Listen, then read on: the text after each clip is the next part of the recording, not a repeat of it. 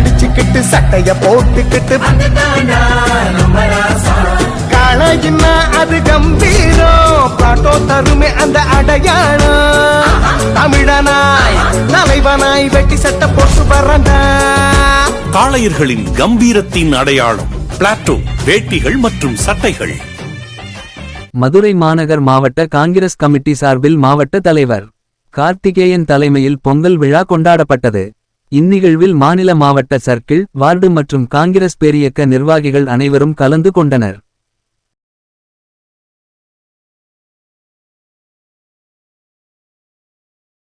வெட்டிய மடிச்சுக்கிட்டு சட்டைய போட்டுக்கிட்டு